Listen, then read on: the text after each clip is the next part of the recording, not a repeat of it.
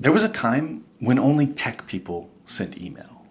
You had to work in specific fields that cared about this kind of stuff, and it just wasn't accessible to everyone. Now, email is inseparable from the modern workplace. That same change is happening with video. It's becoming so much more accessible.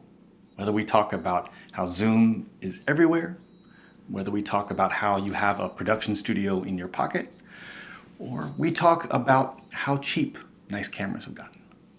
The point is that video is becoming more and more a part of our everyday work life. And so we need to learn those skills. We need to learn, how do you deliver on camera? How do you know what to say? What are the basics of lighting and editing? If these are things you want to know, I'm running a workshop that might be useful to you. The Film Your First Video workshop, which is going to teach you how to improve your camera confidence, how to be able to deliver on camera, and how to get a setup that works for you so that your production looks professional. If this is interesting to you and you want to join, sign up. It's a free workshop. It's going to be a lot of fun, and you're going to leave with really, really useful skills. All right, hope to see you there.